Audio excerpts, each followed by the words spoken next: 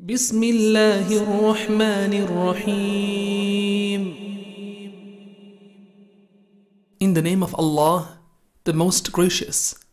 the most merciful.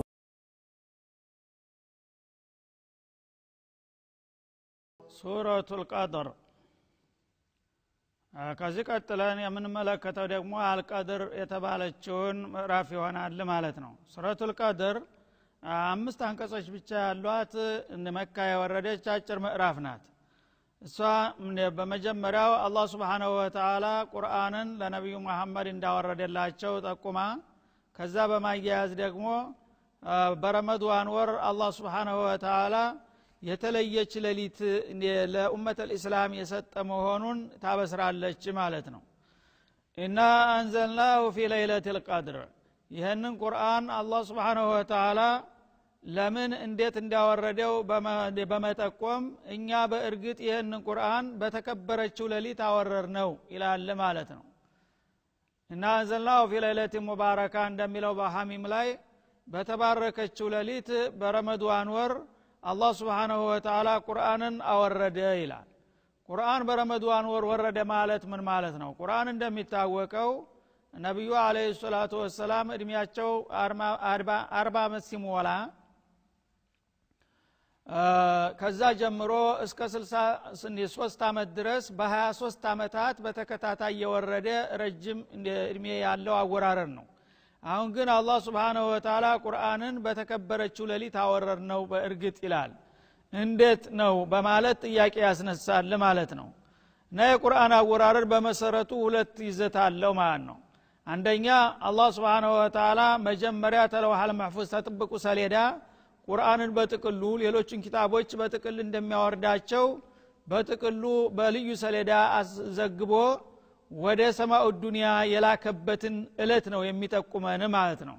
እና ሰማኡ ዱንያ ላይ ኪራሙን በረራ የሚባሉ የመላእክት ቡድኖች መድቦ ለነሱ ጥቅሉን ቁርአን የሰጠበት በረመዳን ወር በለይለተል ቀድር ነው ማለት ነው። በዛው ሌሊት ደግሞ የመጀመሪያው ክፍል ቀደም ሲል ባለፈችው ምዕራፍ እንደተጠቀስነው በሱረቱል አለቅ መግቢያ ላይ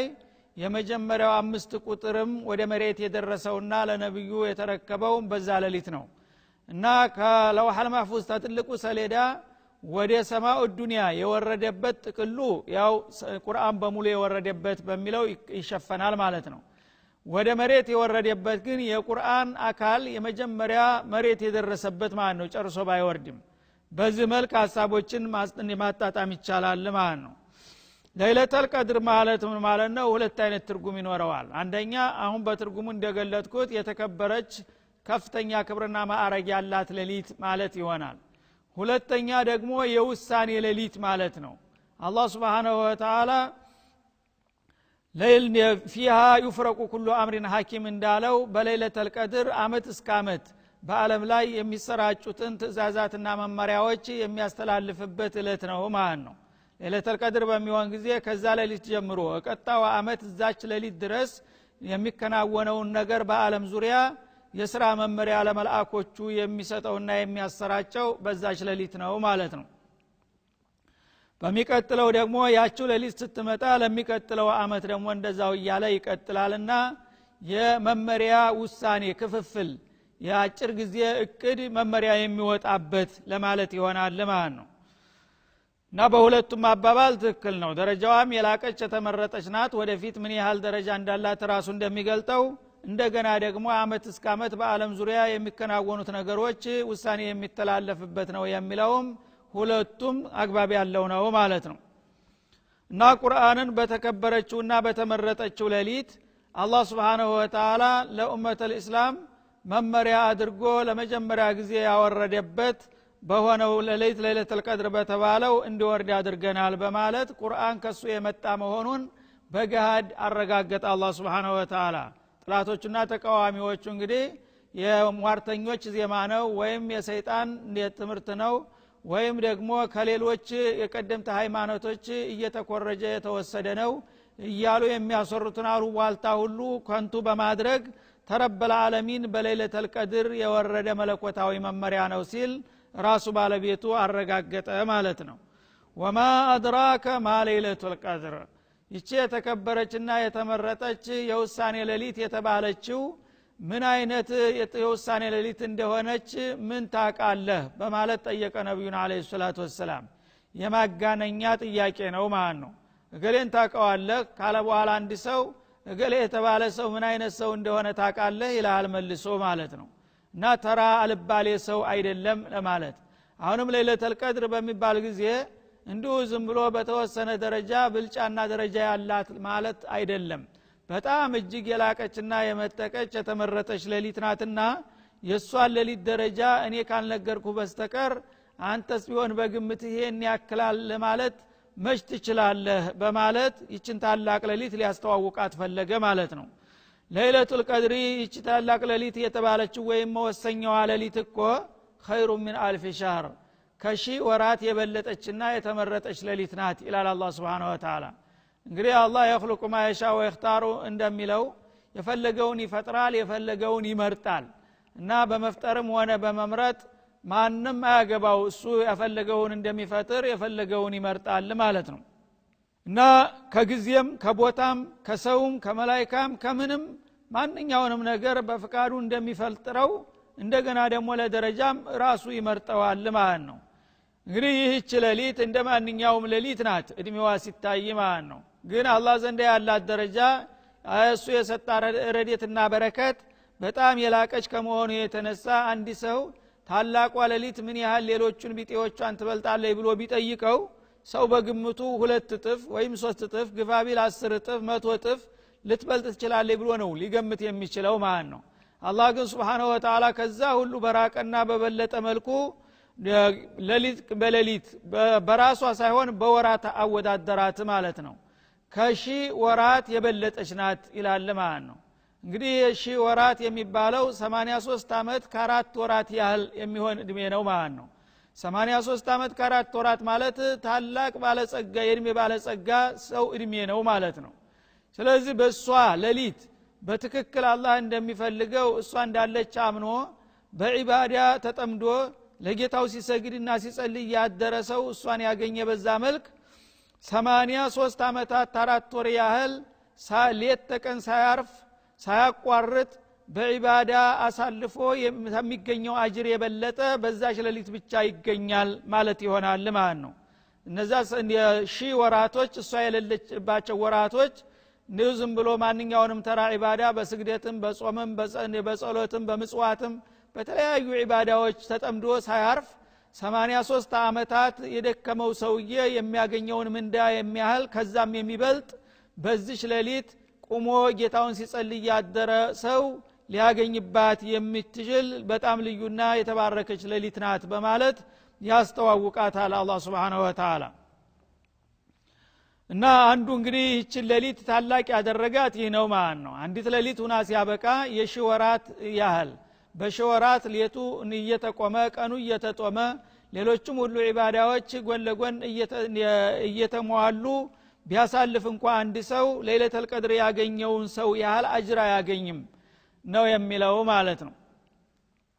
ይሄ እንግዲህ ትልቅ እድል ነው ማለት ነው ይሄ ሊመጣ የቻለበት የተለያዩ ሙፈሲሮች እንደሚያወሩት ነብዩ አለይሂ ሰላቱ ወሰለም አንድ ቀን ጌታቸው ስለ ቀድሞ ወዳጆቹ ታሪክ ነገራቸው ማለት ነው ወትሮ እንግዲህ በጣም ጌታን የሚያከብሩና የሚገዙ በጣም ትጉሃን የሆኑ አገልጋዮች እንዳሉት በየዘመኑ ሲነግራቸው ያንዱን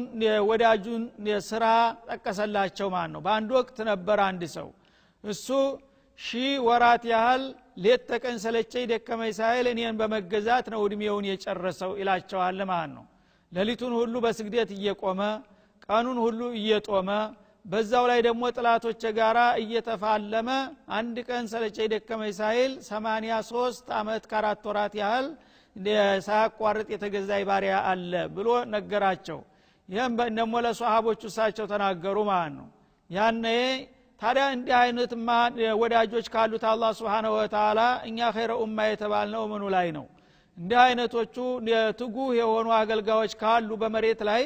እኛ እነሱን ልንወዳደር አንችልም ማለት ነው አሉ ምክንያቱም አንደኛ እድሜያችን አጫጭር ነው እኛ አቅማችንም ደካማ ነው ይሄ አንድ ሰውዬ 83 አመታት ከ4 ወራት ያህል ያላማቋረጥ ጌታውን ተገዝቶ የሄደ ከሆነ የሱ አይነት ሌሎችም ሊኖሩ ይችላሉ ስለዚህ እኛ ኋላ ቀርነን ማለት ነው የሚል ስሜት አደረባቸው ማለት ነው የዛ ጊዜ አላህ ወዳጆችን ለማስደሰት ሲል ቢሆንም እናንተንም በአቋራጭ መንገድ እዛ ደረጃ እንድትደርሱ አደርጋችኋለሁ በማለት ለይለተል ቀድርን ሰጥቻችኋለሁ አለ ማለት ነው ታላቁ ሌሊት ሰጣችኋለሁ በረመዳን ወር በመጨረሻው 10 በነጠላ ቁጥር ውስጥ የምትገኘውን ልዩ ሌሊት ሰጥቻለሁኝ እሷን ሌሊት ቆሞ ያደረሰው በዒባዳ ላይ መንቃመ ለይለተል ቀድሪ ኢማናን ወህቲሳባን غفر له ما تقدم من ذنبه እንደተባለው በሐዲስን ሶሂህ በዛች ሌሊት ቆማችሁ በዒባዳ ተጠምዳችሁ ካሳለፋችሁ ያ ሰውዬ ያን ያህል ወራት ተገዝቶ የሚያገኘውን እንዳውም ከዛ የበለጠና የተሻለውን ምንዳ እንደምሰጣችሁ ነው በማለት አበሰረና ወዳጆቹን አስደሰተ ማለት ነው ስለዚህ እንግዲህ ለይለተል ቀድርን ኡመተል እስላም በጣም ትኩረት የሚሰጧት ለዚህ ነው ማለት ነው ትንሽ ሰርቶ ብዙ ማምረት ስለሚቻል አላህ Subhanahu Wa Ta'ala የሰጠው ታላቅ እድልና ችሮታ ነውና ለይለተል ቀድርን በዚህ መልኩ ነው ሰዎች እንዲያውቋትና እንዲጠቀሙባት ያደረገው ማለት ነው እሷ በረመዳን ወር መሆኗን ነብዩ አለይሂ ሰላቱ ወሰለም አረጋግጠዋል በተለይም በመጨረሻው 10 ተዛም ደግሞ ከመጨረሻው 10 መካከል በነጠላ ቁጥሮች ማለትም በ21 በ23 በ25 በ27 በ29 አንዳንድ ጊዜም በዒዱ ሌሊት ልትሆን ትችላለች ተብሏል ማለት ነው በተለይ በ21 እና በ23 በ27 አመዛኝ ናቸው ደግሞ ከዛ ከአምስቶቹ ሶስቶቹ የበለጠ እንደምትሆን እና ይሄ ማለት ምንድነው የተወሰነ ጊዜ የተወሰነ ቀን አልመደበላትም ማለት ነው ትንሸራሸራለች በነጠላ ቁጥር ላይ በአንድ አመት ላይ አንዱ ቁጥር ላይ ልትገኝ ትችላለች በሌላው አመት ደግሞ ሌላው ላይ ልትሆን ትችላለች የደበቃት አላህ Subhanahu Wa Ta'ala ኢባዳን ስለሚወድ እሷን ብቻ እቅጯን ከተናገረ ሰዎች በሷ ሌሊት ብቻ ኢባዳ አድርገው በሌላ ጊዜ እንዳይሰንፉ በአጠቃላይ የረመዳን ሌሊትን ኢህያ ማረግና ኢባዳ ማብዛት ተፈላጊ ስለሆነ ለሌሎቹ እንግዲህ ሌሊቶች ማነቃቂያ አድርጎ ነው የመደባት ማለት ነው እና መጀመሪያ ነብዩ መጨቀን እንደሆነ ጭቅጯ ተነግሯቸው ነበረ ግን ወዲያውኑ ረሳዋት አሉ መረሳቷ ጥሩ ነው ስለዚህ በአጠቃላይ ረመዳንን በተለይም የመጨረሻውን 10 ከዛም በተለይ ነጠላ ቁጥሮችን አትኩሩባቸው በዛ ታገኙት ትችላላችሁ ብለዋል ማለት ነው እሷን እንግዲህ በዛ ሌሊት በሚያድር ጊዜ ምን ማድረግ አለብኝ ከምጠይቀው ሁሉ የበለጠ አንገብጋቢ ጥያቄ ምንድነው ብለው ባለቤታቸው አይሻ ሲጠይቋቸው ቁሊ اللهم انك عفو تحب العفو فاعف عني ጌታ አንተ ይቅር ባይ ነህና እኔ ጥፋቴና ክፋቴን ይቅር በለኝና ምህረትን አድለኝ ብለሽ ዱዓ አድርጊ ብለዋል ስለዚህ እንግዲህ አንድ ሰው ወንጀሉ ከተማረ ነፃ ሆነ ማለት ነው ተወንጀል ነፃ ከሆነ ከጀሃነም አመልጦ ለጀነት በቃ ማለት ነው ይሄ ከሆነ ደግሞ የድሉ ሁሉ መደምደሚያ ይሄ ነው በዱንያ ላይ ጥቅቅን የሆኑ ነገሮችን ለማግኘት ይሄን የመሰለ ወርቃማ እድል ማባከን የለብንም ማለት ነው ወሳኝ የሆነ ዱዓ ማድረግ አለብን ይሄን ሲባል ሌላ አታድርጉ ማለት አይደለም ዋናው ትኩረታችን ስለ አኺራ ጉዳይ መሆን አለበት አላህ ወንጀላችንን እንዲምረን ስራችንን እንዲቀበለን ከወዳጆቹ እንዲመዘግበን ማትኮር ያስፈልጋል ማለት ነው ከዛ በተጨማሪ ደግሞ የለት ተለት ፍላጎትና ችግሩንም ቢጠይቀው ይችላል ማለት ነው እና ታላቋ ሌሊት የምትባለው እንግዲህ ባጭሩ ይሄን ትመስላለች ማለት ነው ተነዘሉል መላእክታ በሷ ውስጥ ደግሞ ከሚከሰቱት ሌላ ተጨማሪ ነገር ካስፈለገ በዛ ሌሊት መላእክቶች ይወርዳሉ ወደ ምድር ዓለም ወሩህ አለቃቸው መልአኩ ጅብሪልም እንደዛው ይወርዳል فيها في هذه الليله المباركه باذن ربهم በጌታቸው ፍቃድ ይወርዳሉ من كل امر ጌታ የወሰነውን ሁሉንም ትእዛዛትና መመሪያት ይዘው ወደ ምድር በመውረድ ያሰራጫሉ ይላል እንግዲህ በዛ በሌሊተል ቀድር አመት እስከ አመት የሚሆነው ነገር ይወሰንባታል ስለተባለ ያን ጌታ የሰጠውን ውሳኔና መመሪያ ጅብሪልና ሌሎቹ መላእክቶች ወደ ምድር ዓለም ይዘው ይወርዳሉ ማለት ነው እና ጅብሪል እንግዲህ የወዳጁን ኡመቶች በአመት ይዘይራሉ ኡመተል እስላምን ማለት ነው በሚወርዱ ጊዜ በዓለም ላይ የሚሰራውንና የሚከሰተውን ነገር ሁሉ መመሪያውን ይዘው መተው በምድር ላይ ላሉ ተወካዮቻቸው ያሰራጫሉ ትእዛዙን ማለት ነው እንደገና ሙስሊሞቹን ደግሞ በያሉበት እየገቡ ይጎበኛሉ አብረው ይሰግዳሉ ይጸልያሉ የዛ ጊዜ ከነሱ ጎን ሲሰግድና ሲጸልይ ያደረሰው ለይለተል ቀድርን የማግኘት እድሉ ብሩህ ይሆንለታል ማለት ነው። ሰላሙን ይሄ እንደገና ደግሞ ይህች ሌሊት ሌላው መለያዋ የሰላም ሌሊት ናት ይላል። ሰላም የሰፈነባት ሌሊት ናት። በዛች ሌሊት አላህ Subhanahu Wa Ta'ala መጥፎ ነገር አንድ አይወስንም ማለት ነው። ወይም ሰላም ማለት ሰላም የሚበዛባት ናት። መላእክቶቹ ወርደው በኡመተል እስላም ላይ በመሰራጨት እኛን ሰማቸውም እንጂ አሰላሙ አለይኩም የሚለውን ቃል የሚያስፋፉባት የሆነች ሌሊት ናት ማለት ነው። የደስታ መግለጫ ይሰጣሉ ለኡመተል እስላም ማለት ነው። እና ሰላምነቷ እስከመቼ ነው? አታመጥለል ፈጅር ንጋት መጥቶ ጎህ እስከሚቀድ ድረስ ማለት ነው። ከምሽቱ አንስቶ እስከ ንጋት ፈጅር እስከሚወጣ ድረስ ያለው ሌሊት በሙሉ ሰላም የሰፈነበት አየሩ ተመጣጣኝ የሆነበት ሌሊት ነው የሚሆነው። በዛ ሌሊት እንግዲህ በዒባዳ ላይ ተጠምዶ የተገኘና ያሳለፈ ሰው ለዚህ ታላቅ እድል የሚበቃ መሆኑን የሚያበስር ነው ማለት ነው። እና አላህ Subhanahu Wa Ta'ala እንግዲህ ይወፍቀንና ይህች ሌሊት በዚህ መልክ ታላቅነቷን አውቀን ነብዩ እንዳሉት አለይሂ ሰላቱ ወሰለም መንቃመ ረመዳን ኢማነ ወህቲሳበን غفر له ما تقدم من ذنبه እንዳሉት እንደገና በተለይ ለይለተል ቀድርን በተመለከተ መንቃመ ረመዳን ከሚለው በተለየ መንቃመ ለይለተል ቀድር ብለዋል ማለት ነው። በተለይ ታላቋ ሌሊት በዒባዳ ተጠምዶና ቆሞ ያደረሰው ያለፈ ወንጀል ሁሉ ሙሉ በሙሉ ተሰርዞለት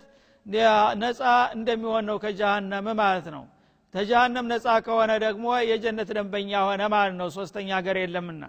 ስለዚህ ይሄንን ለማግኘት መንቃትና መትጋት ያስፈልጋል ማለት ነው።